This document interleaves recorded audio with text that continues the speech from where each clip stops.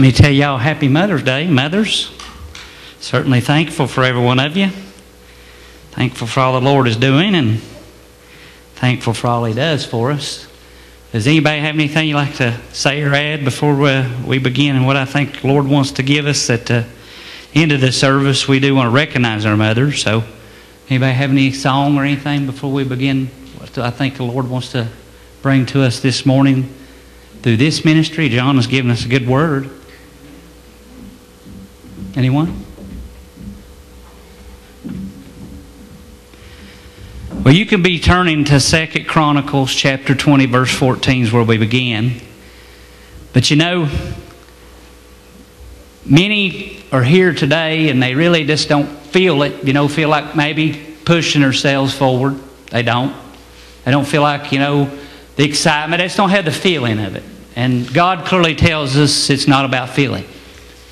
But we need to bring in perspective and bring ourselves up to where God has been bringing us and what He's been doing for us. He's been telling us the foundation was laid at Easter for this vision. He told us it was laid and He started us down a road that He wants us to go on. And He's gave us the first building block, and that's to fulfill praise to Him. Give Him His due praise because He's a jealous God. But He also told us that I'm not going to come get you out of your seat. That you're going to have to give me your best even if you don't feel like it. Because you can't lie to God anyway.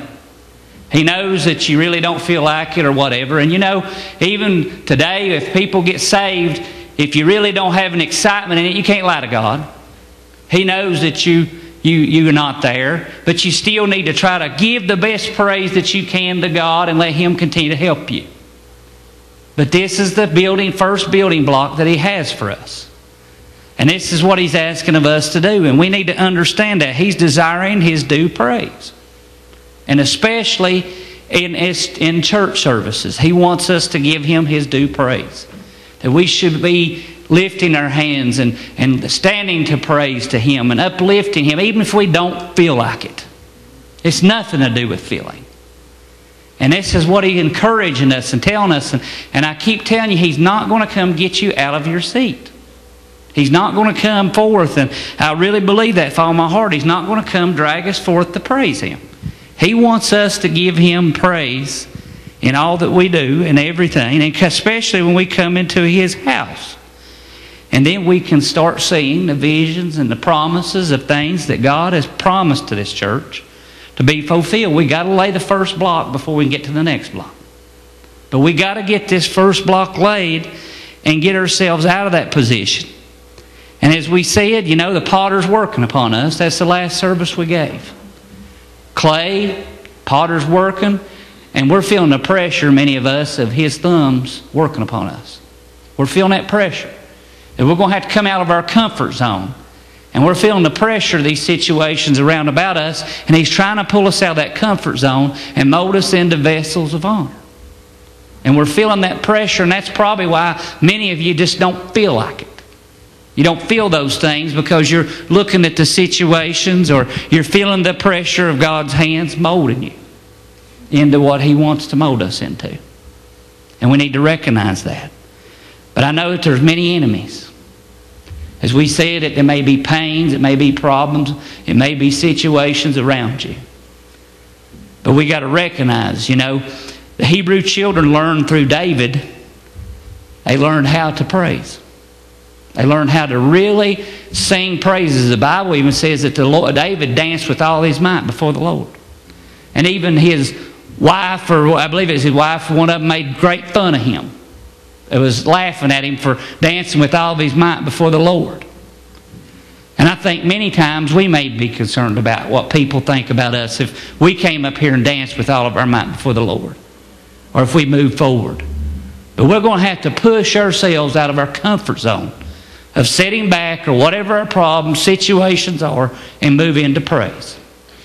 Because if we'll just listen to how God helped the Hebrew children, this is the same thing. I told you, if you remember, before we started the 40-day run, running into Easter, He wants to defeat your enemies. He wants to take them out of the way. It's His war, and He wants you to give it to Him. It's His battles. And He wants to take them and win them for you. And it's the same thing that we're going to find out that He done for the Hebrew children here in 2 Chronicles chapter 20, verse 14. A little bit of length of Scripture, but listen. I may not get a lot of these names right, but listen to the Word of God. 2 Chronicles chapter 20, verse 14, the Word says, Then upon Jehaziel, the son of Zechariah, the son of Benahi, the son of Jehiel, the son of Mahathathan, the Levite of the sons of Asaphad, came the Spirit of the Lord in the midst of the congregation. And he said, Hearken ye, all Judah, and ye inhabitants of Jerusalem, and thou King Jehoshaphat. Thus saith the Lord unto you, Be not afraid nor dismayed by reason of the great multitude, for the battle is not yours, but God's. Tomorrow go ye down against them. Behold, they come up by the cliffs of Zeal, and they shall find them at the end of the brook, before the wilderness of Jeruel. Ye shall not need to fight in this battle. Set yourselves, stand ye still, and see the salvation of the Lord with you. O Judah of Jerusalem, fear not, nor be dismayed tomorrow. Go out against them, for the Lord will be with you. And Jehoshaphat bowed his head with his face to the ground, and all of Judah and the inhabitants of Jerusalem fell before the Lord, worshiping the Lord. And the Levites of the children of Korathrites and of the children of the Korites stood up to praise the Lord of Israel with a loud voice on high. And they rose early in the morning and went forth into the wilderness of Tokah. And as they went forth, Jehoshaphat stood and said, Hear me, O Judah, and ye inhabitants of Jerusalem. Believe in the Lord your God, so shall ye be established. Believe his prophets, so shall ye prosper. And when he had consulted with the people, he appointed singers unto the Lord, that they should praise the beauty of his holiness. And they went out before the army, and they say, Praise the Lord, for his mercy endureth forever. And when they began to sing and to praise, the Lord set an ambush against the children of Ammon, Moab, and the Mount Seir, which were to come against Judah, and they were smitten. For the Lord of Ammon and Moab stood up against the inhabitants of Mount Seir, utterly to slay and to destroy them. And when they had made an end of the inhabitants of Seir, everyone helped to destroy another. And when Judah came toward to the watchtower of the wilderness, they looked unto the multitude. Behold, they were dead bodies fallen to the earth, and none escaped. And when Jehoshaphat and his people came to take away the spoil of them, they found among them the abundance, both riches, with the dead bodies and the precious jewels. And they stripped off from themselves more than they could carry away. And they were 3 days in the gathering of the spoils. It was so much. And on the 4th day, they assembled themselves in the valley of Baraka, for there they blessed the Lord. Therefore the name of the same place was called the Valley of Baraka unto this day. Then they returned every man to Judah and Jerusalem, and Jehoshaphat in the forefront of them, to go again to Jerusalem with the joy. And to go again to Jerusalem, with the joy. And the Lord had made them to rejoice over their enemies.